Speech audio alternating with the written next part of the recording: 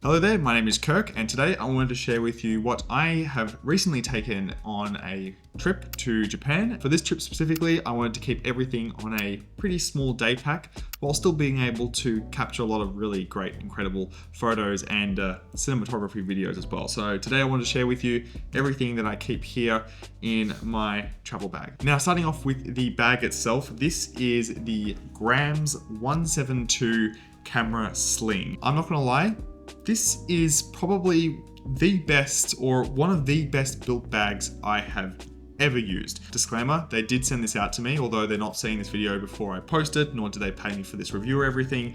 I'm very, very lucky to receive this bag because it is very expensive, I will admit, but it is one of the best feeling bags I have ever owned. If Bruce Wayne was to own a camera bag and have it out on the streets and travel with it, it would be this one.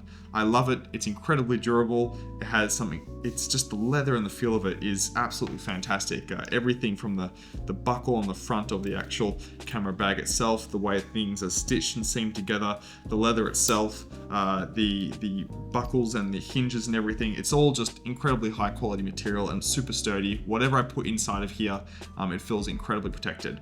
Now, a few things about the bag that I love are the zipper compartments on the outside. What I'll do first is that I'll detach the straps on the side, which I use just to kind of throw around my body. Just like that, the strap comes off. So now I have like a nice little neat parcel of a bag here.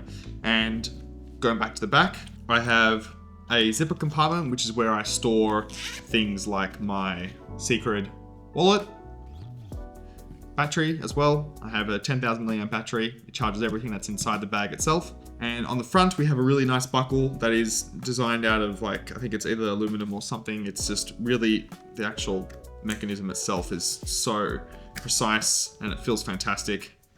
I play with it pretty much all day.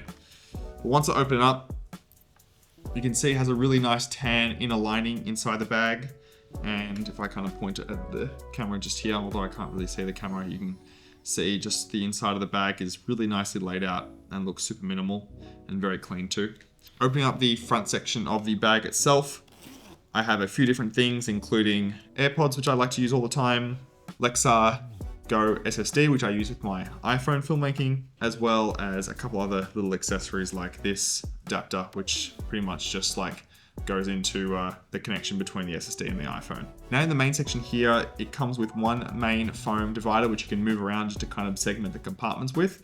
But apart from that, there's kind of three main sections. You've got your main section here, you have two slimmer slots here, as well as a back long kind of thin slot that you can use to put in an iPad or a notebook or something like that. So having a look in here, my main point and shoot camera that I use all the time is my Fujifilm X100V. I've had this for 2 years now. I think my shutter count on the camera is like 10,000. I've taken so many photos with it. You'll see all the different Japan photos that I've cycled through on here as well. I'll also leave a link in the description below if you wanted to check out some more of my Japan photos too. And I think it's just a great point and shoot camera where you can shoot, set, forget. I do a little bit of editing sometimes, depending if I want to mask something out or change a few things, but I'll leave links to different presets and stuff that I use as well if you did want to check those out using the X100V or another Fuji camera. Now deep diving inside, I've got a Manfrotto little smartphone camera mount, which will explain what I have in here next. Now, if you watched my previous video, you'll know that I love my mobile filmmaking and I've been getting a lot more into using my iPhone as my main cinema camera, you could call it, especially for travel, which is why I keep a case in here, which is the Sandmark 17mm iPhone 16 Pro case. I can attach any 17mm lens on the front of the case here, including freewell lenses, Sandmark lenses, which are the ones I always travel with because they're quite small and nimble. I keep this in here most of the time because when I'm not filming with my iPhone, I like to use it caseless. I know, sounds crazy, but that's what I prefer to do. But if not, it stays in there. I have two Sandmark lenses and they're inside their own little pouches.